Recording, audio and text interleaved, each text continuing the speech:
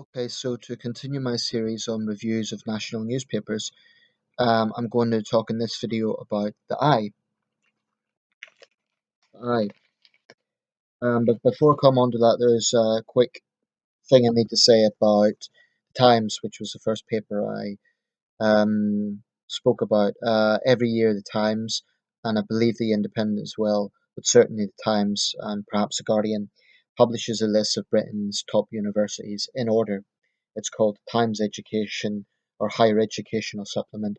The Times, the Times, thinking of the official name there, just lost it now, but they publish a list of the best universities in the country, or actually all the universities ranked from 1 to 120, I believe. This has occasionally caused criticism because it's not an exact science. For example, a university like Oxford and Cambridge have centuries of experience compared to new universities. So it's often said that although it's a good guide, it shouldn't be seen as gospel. Anyway, the paper I want to talk about now is the Eye.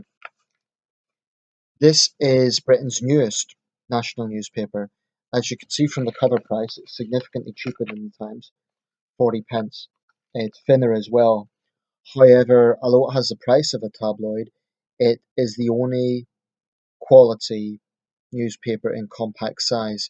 Um, at least that was the marketing approach, that it was to be the first quality newspaper that would be in a compact size, i.e., a manageable reading size, and it was specifically designed for people who are commuting, people who want to look at the big issues, i.e., not the sensationalist issues, um, but they didn't have the time to digest a paper like the Times or the Telegraph or the Guardian. Now, if you look at those papers, if you look at them seriously, it takes a good 50 minutes to really read through them. What I'll do is I'll get a cup of coffee, listen to some classical music, and read through them, and it really takes time.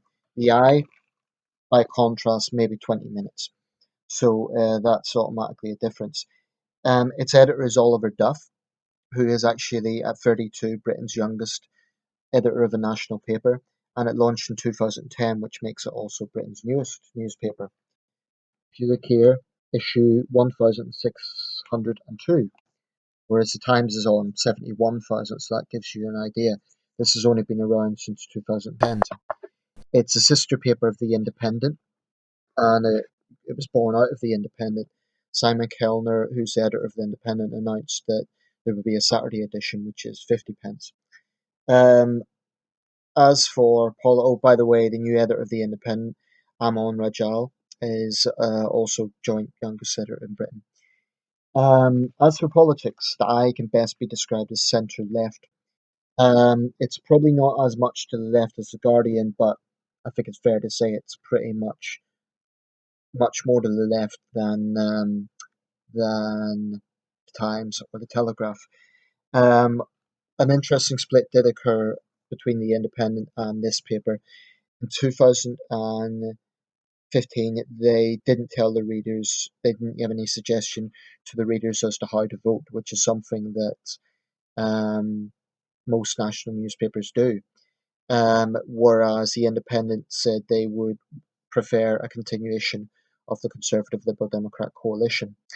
Very occasionally, there are right wing editorials, there are right wing or semi conservative articles, but overall, and I certainly think by American standards, it would be seen as very left wing. Um, but I would argue not as left wing as The Guardian. The whole thing about the Eye, it is my favourite newspaper. One reason is it's manageable to read. Another reason is it's cost effective, because the Times is expensive to buy all the time. And the third reason is I think it is the most balanced of national newspapers. It has bias, there's no question about that. It does have bias, and I certainly have found myself strongly disagreeing with some articles. However, they have published my letters 3 times, so I'm grateful for that. They have the letters page here. The readership on the Eye is 292,000, which is very fast growing given that it's only been around for 5 years. It's also got a huge online support over 1 million online subscribers, or at least Facebook likes, if that's anything to go by. More or less the same format as other papers, starting with national stories. They do have this thing whereby they'll do a feature of a particular person or group of people. It's kind of be someone who's in the news. Um, this is about lottery winners. So yeah, overall I like it as a paper. Um, as a centrist, I don't believe there's any British newspaper that's really as centrist as I would like. Every newspaper is either to the left or to the right to some extent.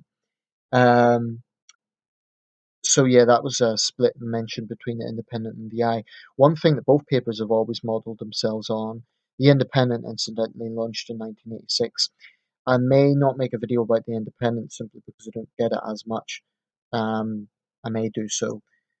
With these videos, I'm not going to cover every single national newspaper, but I'll try and get a balanced range of newspapers, left and right.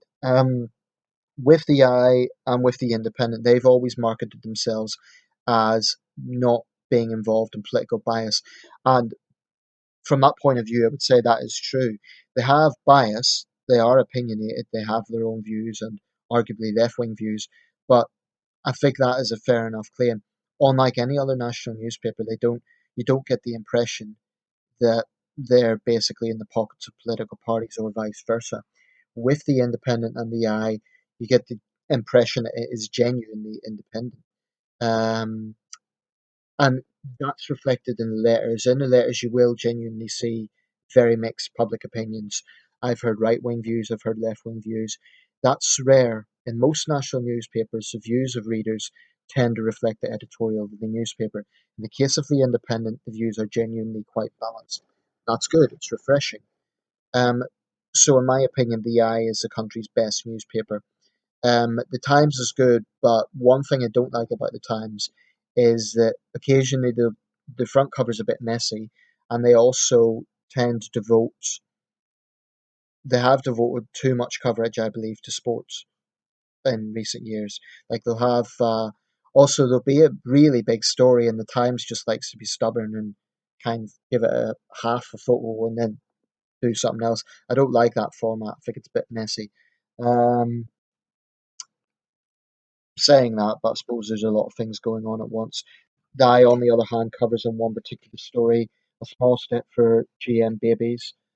First genetically modified embryos could be created within Britain within weeks. Di tends to focus quite a lot on social issues, science issues. Um, so that's my review of the I newspaper. If you are new to the UK and you would like to sample one of our newspapers, I would say this is perfect. Why? Because it's manageable. It's perhaps easier to digest than other major newspapers, and it's a decent price. I think it's a good paper. I mean, I'm biased because I like it, but I think it's good. Um, and that's it really. Like every newspaper, it has a sports section, it has opinion section, it has games and so on. Final point, and this is unconnected. Long-term subscribers will know that I have had a series on British Prime Ministers. Well, I haven't stopped that, I just haven't done it for a while. With this new video format, I need to think about that. So I will try to continue it. I think I got up to Harold Wilson. Um, anyway, I'll leave it there. Spoke a bit longer than I expected. When the Independent supported the coalition, that caused a bit of a backlash among readers. So the Eye was wise perhaps not to do that. Okay, thank you for watching.